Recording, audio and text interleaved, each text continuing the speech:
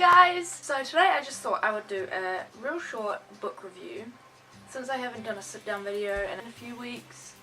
I had a busy couple of weeks because I was moving my flat stuff around. I was moving to a new flat, as you may or may not be able to tell since I didn't film that many in my last flat. I'll do a flat tour or a room tour at some point once I've got everything set up, but at the moment this is the only corner that's actually finished. There's a pile of boxes and just rubbish over in that corner that you guys can't see. I mean, to be fair, this looks a bit like rubbishy, but I like it, so it's okay. The book that I'm reviewing today is Mortal Engines by Philip Reeve. So I am rereading this book. I have reread this book. I studied it when I was in intermediate school, so I would have been about 12. So I reread it because obviously the movie's coming out soon. A Peter Jackson movie. It's getting filmed in Wellington, where I am. Without giving any spoilers, I'll read the back. Where's the blurb? I mean, blurbs nowadays are just bad, aren't they? In the distant future, cities on wheels fight each other for survival. As London pursues a small town, young apprentice Tom is flung out into the wastelands, where a terrifying cyborg begins to hunt him down. That's a terrible blurb. That is not what the book is about. So this book is split into two parts. Basically, the main character, Tom Natsworthy, the entire world has transferred their cities onto wheels, which I think is a very interesting concept in itself, and it could be written very, very well.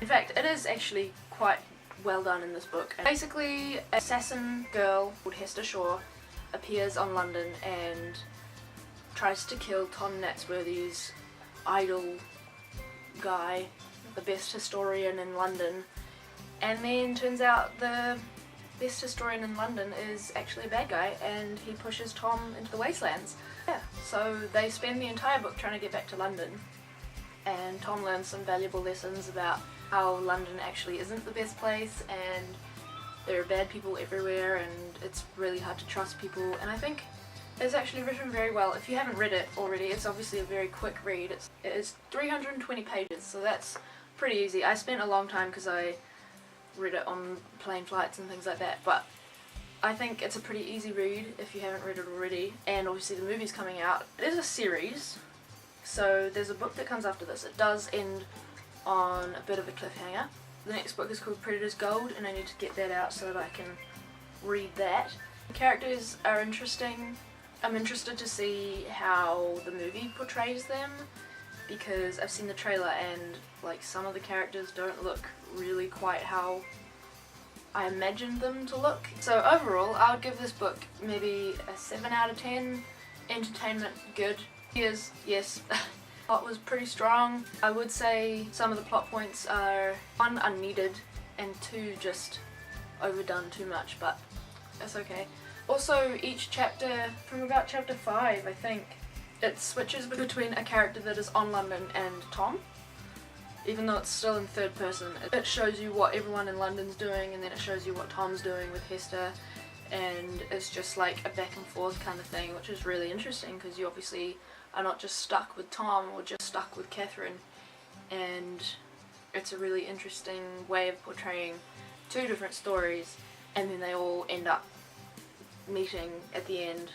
Yeah, I think it's just a really interesting novel, and I think it's worth giving it a read if you haven't already, especially before the movie comes out, because I always say read the book before you watch the movie. So I hope you enjoyed this video. I really need to just get back into sitting in front of a camera and talking because I'm not used to this at all. If you've enjoyed this video, if you did, give it a big thumbs up. Subscribe down below and comment any video ideas you want me to do. I will see you all in my next video. Bye guys! I apologize for my terrible makeup skills today. I thought maybe I could get away with it, but I'm looking in the viewfinder and it just doesn't look good. So, great. This is the story of a girl who cried a river and drowned the whole world. And while she looks so sad in photographs, I absolutely love her when she smiles.